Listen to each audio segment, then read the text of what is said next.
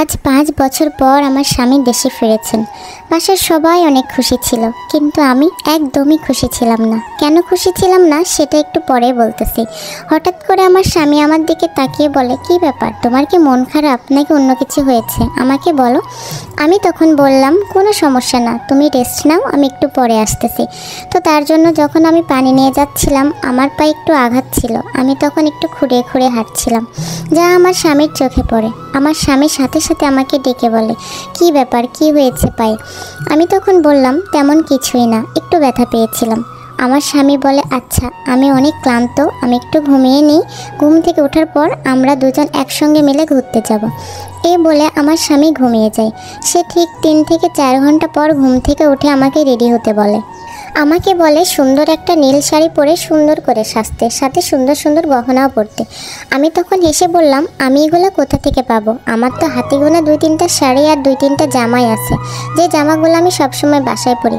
আমার স্বামী তখন চেঁচিয়ে বলল, মজা করো না আমার সাথে, যেটা বললাম সেটা করো। আমিও তাকে জবাব দিলাম, কেন মজা করতে যাব তোমার সাথে, যা সত্যি তাই বলেছি, আমার এর থেকে বেশি কিছুই নেই। তখন আমার স্বামী বলে ওঠে, আমি তো প্রতি ৫-৬ মাস পর পর তোমার পছন্দের শাড়ি গহনা কেনার জন্য মায়ের কাছে টাকা পাঠাই, প্রতি মাসে তোমাকে ২,০০০ টাকা দিয়ে এক্সট্রাভাবে। এই তো গত ২ মাস আগে তোমার জন্য ১,০০,০০০ টাকা পাঠিয়েছিলাম, যাতে তুমি স্বর্ণের গহনা বানাতে পারো। এসব কোথায় গেল? আমি একটু বিরক্তি হয়ে বললাম, আমার এসব কিছুই নেই, আমি যেতে পারবো না। আমার স্বামী বলে, ফোন দিয়ে তো ঠিকই বলতে, আমার সব কিছুই আছে, এখন এসব গেল কোথায়?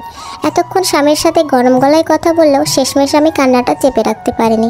তখন আমি আমার স্বামীকে বললাম, তোমার মা এসব আমাকে কিছুই দেয়নি, পাশের রুমে তোমার মা আছে, চাইলে তুমি তোমার মাকে জিজ্ঞাসা করতে পারো। এই কথা শোনার পর আমার স্বামী তার মাকে একটা ডাক দিল। মুহূর্তে আমার শাশুড়ি আমাদের রুমে এসে হাজির হলো।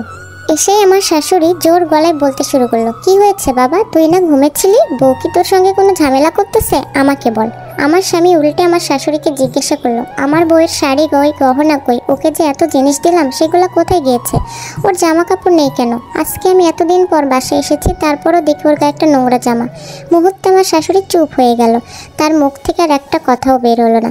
তখন আমার স্বামী বলে, কি হলো মা, উত্তর দাও। তখন আমি এক প্রকার বলেই উঠলাম, তোমার মা আর কি উত্তর দিবে, আমি সব বলতেছি, তুমি একটু শোনো।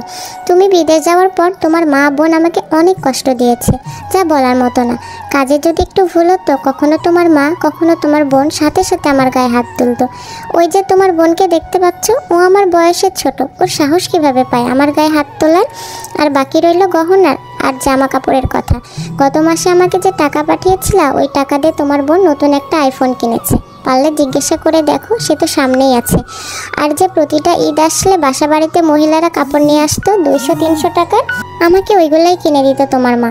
এত এত টাকা পেয়ে তারা বলতো, ইস, আমার ভাই ইনকাম করতেছে, আমার ছেলে ইনকাম করতেছে, তোকে ঘরে বসে বসে খাওয়ানোর জন্য আর এতে কিছু দিব। পারলে তারা ২ জন এখন সামনে আসছে, তাদের কাছে জেনে নাও। আর তুমি জানতে চেয়েছিলে না আমার পায়ে কী হয়েছে, আমি কেন খুঁড়িয়ে খুঁড়িয়ে হাঁটছি? তাহলে শোনো, গত পরশুদিন রান্না করার সময় একটু ভুল হয়েছিল, খেতে একটু খারাপ হয়েছিল, তাই তোমার মা পুরো কড়াইটা আমার পায়ের ওপর ফেলে দেয়। আর তুমি জানতে চেয়েছিলে না আমি তোমার সঙ্গে কেন কথা বলতাম না? আসলে তোমার মা আর বোন আমাকে কথাই বলতে দিত না। এসব কথা শোনার পর আমার স্বামী তার মাকে জিজ্ঞাসা করে, মা, আমার বউ যা বলতেছে এগুলো কি সত্যি? উনি তখন কোনো উত্তরই দিতে পারে না, কারণ ওনার কাছে দেওয়ার মতো কোনো উত্তরই নেই। কেন তোমরা আমার অনুপস্থিতিতে আমার বউয়ের সাথে এত খারাপ ব্যবহার করেছো, তাকে কাজের মেয়ের মতো রেখেছো? তখন আমার শাশুড়ি বলে, আমাদের ভুল হয়েছে, আমাদের ক্ষমা করে দে বাবা। ননদ বলে, ভাইয়া আমাদের ক্ষমা করে দাও। এমন অবস্থায় আমার স্বামী খুব কান্না করে, একদম ভেঙে পড়ে। আমি তাকে বললাম, তুমি শান্ত হও, যা হবার হয়েছে। আমার শাশুড়ি আর ননদ তখন রাগ করে ঘর থেকে বের হয়ে যায়। তখন আমার স্বামী আমাকে বলে, আমার খুব ভুল হয়েছে তোমাকে এভাবে রাখা, আমি তোমার কাছে অনেক ক্ষমা চাচ্ছি। তখন আমি আমার স্বামীকে বললাম, তোমার তো কোনো দোষ নেই, তুমি কেন ক্ষমা চাচ্ছ? আমি তোমার উপরে কোনো রাগ করে নেই। এটা আসলে এক বোনের গল্প। অনেক প্রবাসী ভাইয়েরা তাদের বউকে তাদের পরিবারের কাছে রেখে যায়। এমন অনেক পরিবার আছে যারা কিনা তখন ওই বউটার সাথে খুবই খারাপ আচরণ করে, যা কোনো মেয়েরই কাম্য নয়। আল্লাহ হাফেজ।